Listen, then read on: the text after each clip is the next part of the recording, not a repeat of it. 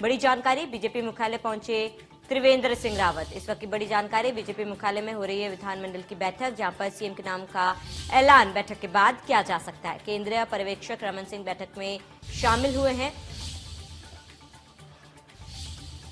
तो देहरादून से बड़ी खबर, बीजेपी मुख्यालय पहुंचे त्रिवेंद्र सिंह रावत।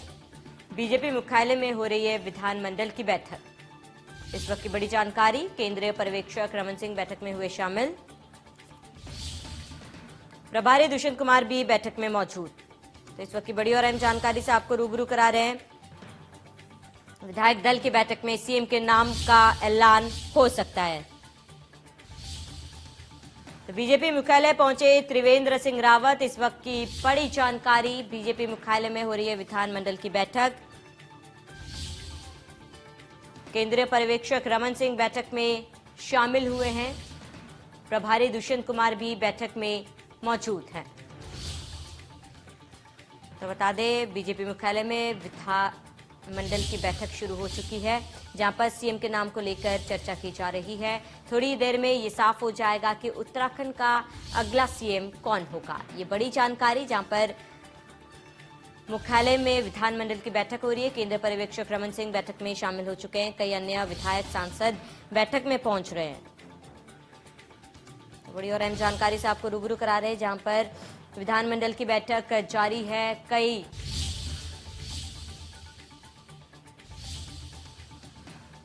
वही ज्यादा जानकारी के लिए हमारे संवाददाता सुभाष गौड़ हमारे साथ लाइव जुड़ चुके हैं। सुभाष, आपसे जानना चाहूंगी कि थोड़ी देर में ये साफ हो जाएगा कि उत्तराखंड का अगला सीएम कौन होगा। ऐसे में क्या लगता है कि क्या कोई विधायक को सीएम बनाया जाएगा या फिर कोई सांसद होगा जो उत्तराखंड का सीएम बनेगा? जी बिल्कुल, अब इंतजार कुछ घड़ी का है, उसके बाद सारी चीजें साफ हो जाएंगी। आखिरकार उत्तराखंड का अगला मुख्यमंत्री कौन बनता है। हालांकि उम्मीद ये की जा रही है कि विधायकों में से ही मुख्यमंत्री बनाया जाए, क्योंकि विधानसभा में विधायकों से सहमति बनाने के लिए विधायक की जरूरत सबसे ज्यादा है। लेकिन उससे भी बड़ी चीज ये हो गई है कि क्योंकि चुनाव के लिए बहुत कम समय बचा है, तो उम्मीद ये की जा रही है तो ऐसे व्यक्ति को मुख्यमंत्री बनाया जाए जो विधायकों के साथ भी सहमति बना सके, संगठन के साथ भी सहमति बना सके और आम जनमानस की नजरों में जो पहले से ही जो जिनकी इमेज अच्छी हो और लोग उनको पसंद भी करते हो। तो ऐसे में अभी तक की अगर नाम की बात करें तो रमेश पोखरियाल निशंक का नाम सबसे ऊपर चल रहा है, क्योंकि कहा जा सकता है कि वो काफी कद्दावर नेता है। पूर्व मुख्यमंत्री उत्तराखंड के रह चुके हैं, उन्हें मुख्यमंत्री पद का पहले से ही अनुभव है।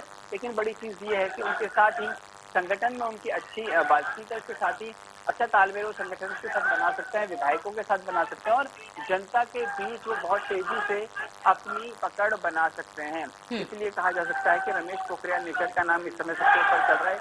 वहीं अगर बात की जाए उसके बाद दूसरे नंबर पर धन सिंह रावत आते हैं, जो कि कैबिनेट स्तर के मंत्री हैं। उत्तराखंड सरकार में मुख्यमंत्री के बहुत करीबी माने जाते हैं, संगठन में अच्छी पकड़ रखते हैं और सबसे महत्वपूर्ण चीज ये है कि विधायकों के साथ उनकी तालमेल बेहद अच्छी है।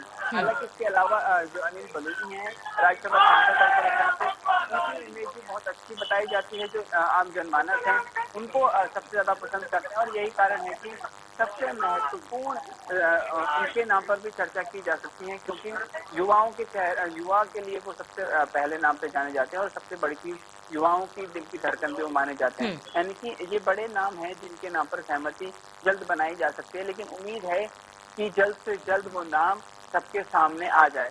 हालांकि बैठक के बाद ये साफ हो जाएगा कि आखिरकार उत्तराखंड का अब अगला मुख्यमंत्री कौन बनता है। और सबसे बड़ी चीज ये है कि कल मुख्यमंत्री का शपथ ग्रहण कार्यक्रम भी किया जाना है। ये भी उम्मीद लगाई जा रही है कि कल का दिन जो मुख्यमंत्री है उसके शपथ ग्रहण के लिए रखा जाएगा। लेकिन उससे पहले ये कि इस विधानमंडल की बैठक में चेहरे पर विधायक मोहर लगाते हैं, संगठन मोहर लगाता है और जो पर्यवेक्षक दिल्ली से पहुंचे हैं वो मोहर लगाते हैं। जी सुभाष, अगर बैठक की बात करें तो अब तक कौन कौन से सांसद विधायक बैठक से जुड़ चुके हैं? क्योंकि पहले कहा जा रहा था कि अनिल बलूनी भी जुड़ेंगे, हालांकि अब खबर आ रही कि इस बैठक में अनिल बलूनी नहीं जुड़ेंगे, जबकि वो उन 5 दावेदारों में से सबसे अहम दावेदार भी माने जा रहे हैं। जी बिल्कुल, अगर सांसदों की बात करें तो रमेश पोखरियाल निशंक जो कि सबसे देरी से यहाँ पहुंचे हैं, लगभग अभी 11 बजे के समय वो यहाँ पहुंचे हैं। इसके साथ ही अजय भट्ट सांसद वो यहाँ पहुंच चुके हैं। माला राज्य लक्ष्मी शाह वो यहाँ पहुंच चुकी हैं। राज्यसभा जो सांसद हैं नरेश बंसल वो यहाँ पहुंच चुके हैं। तमाम विधायक यहाँ पहुंच चुके हैं, सरकार के मंत्री यहाँ पहुंच चुके हैं और जो मुख्यमंत्री अभी वर्तमान में है, यानी कि कहा जाता कार्यभार जिनके पास मुख्यमंत्री का है, त्रिवेंद्र सिंह रावत, वो भी यहाँ बैठक में पहुंच चुके हैं। यानी कि जो बैठक है उसकी शुरुआत हो चुकी है, लेकिन इंतजार अब बस इसका है कि आखिरकार किसके नाम पर सहमति बनाती है, हाईकमान किसके नाम को सबसे ऊपर रखता है, विधायक किसके नाम को ये सहमत होते हैं, और जो पर्यवेक्षक आए हैं वो किन नामों को लेकर विधायकों के सामने अब खड़े होते हैं। ये साफ होना कुछ देर के बाद कहा जा सकता है कि चीजें साफ हो सकती हैं। जी सुभाष, खबरें ये भी आ रही है कि लगातार कांग्रेस ये मांग कर रहा है कि विधानमंडल को तुरंत तोड़ा जाए, भंग किया जाए, इसके साथ ही चुनाव तुरंत किया जाए।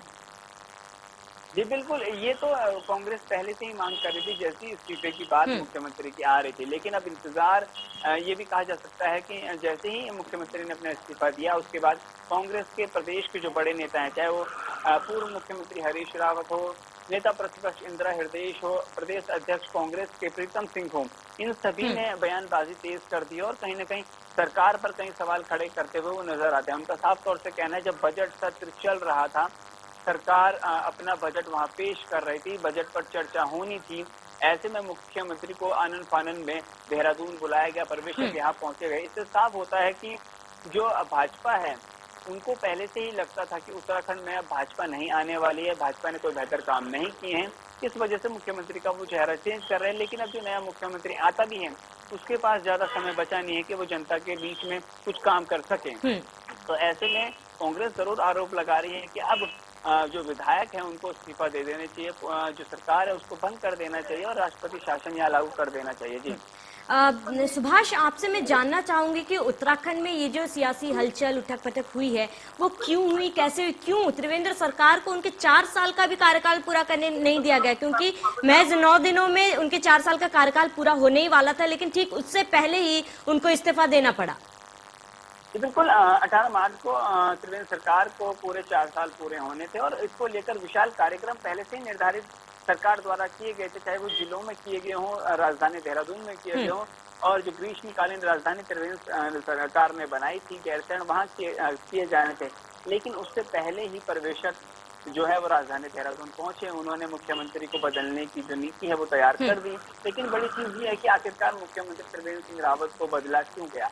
उसकी मुख्य वजह ये भी मानी जा रही है कि जैसे ही तीसरा मंडल मुख्यमंत्री ने गैरसैंण को घोषित किया, उसके बाद कई विधायक नाराज हो गए थे। कुमाऊं मंडल के अल्मोड़ा और बागेश्वर के विधायकों की सबसे बड़ी भूमिका मानी जा रही है, क्योंकि उनका कहना था कि हमसे बिना पूछे इस तरीके का निर्णय मुख्यमंत्री ने अपनी मर्जी से लिया।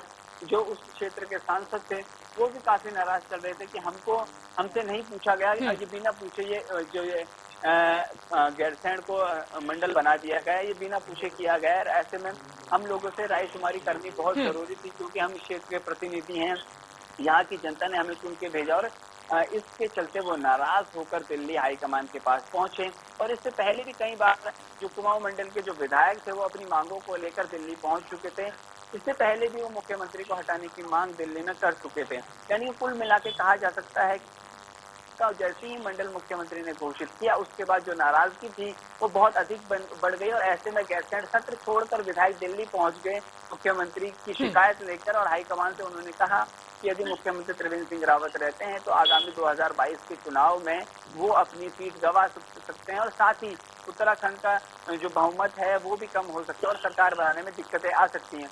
यही कारण था कि हाईकमान ने पर्यवेक्षकों को राजधानी देहरादून भेजा, बैठकें कराई, और उसके बाद मुख्यमंत्री त्रिवेंद्र सिंह रावत को दिल्ली बुलाया गया, दिल्ली तलब किया गया, मुख्यमंत्री से सवाल जवाब पूछे गए, और उसके बाद अंतिम फैसला लिया गया कि त्रिवेंद्र सिंह रावत को अब इस्तीफा दिलाया जाएगा और कोई ऐसे चेहरे को मुख्यमंत्री बनाया जाएगा जो इन विधायकों की भी सुनेगा, संगठन की भी सुनेगा, और हाईकमान जिनके चेहरे पर मोहर लगा। और सबसे जरूरी चीज जो आम जनमानस है उनके पास भी जल्दी जल्दी पहुंच के उनकी समस्याएं सुन के और क्षेत्र में विकास कार्यों को देखते हुए चुनाव में एक बेहतर चेहरा बनाकर उस व्यक्ति को वहां मुख्यमंत्री बनाया जाए। जी सुभाष, देखिए इतिहास अपने आप में गवाह है कि उत्तराखंड में बहुत ही कम सीएम ऐसे हैं जिन्होंने अपने 5 साल का कार्यकाल पूरा किया है, और यही चीज सीएम त्रिवेंद्र सिंह रावत के साथ भी हुआ।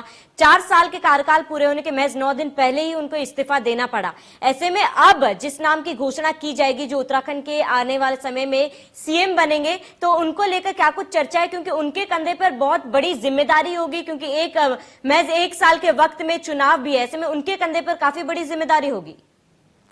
बिल्कुल, अब जो भी मुख्यमंत्री बनते हैं वो ताज भरा पहरा अपने सर पर पहनेंगे, ये साफ हो चुका है, क्योंकि समय बहुत कम बचा है। 1 साल भी अगर कहा जाए तो ज्यादा होगा, समय बहुत कम है, क्योंकि आचार संहिता भी जल्द लग जाएगी। 1 साल का कार्यकाल भी मुख्यमंत्री के पास अब नहीं होगा कि वो कुछ विकास कार्य कर पाए, कुछ घोषणाएं कर पाए। लेकिन बड़ी चीज ये होगी कि इस समय जिसको भी मुख्यमंत्री बनाया जाता है वो ऐसा चेहरा होना चाहिए जो कि तालमेल बनाए उन विधायकों के साथ जो नाराज हैं, तालमेल बनाए उन संगठन के लोगों से जो भी सरकार से नाराज थे, तालमेल बनाए जनता से जो कि मुख्यमंत्री त्रिवेंद्र सिंह रावत से नाराज थी। यानी कि केवल 5 से 6 महीने का समय उस मुख्यमंत्री को मिलेगा कि सारी चीजों को संभालने का और उसके बाद चुनाव के मैदान में उतरने का सरकार को लेकर।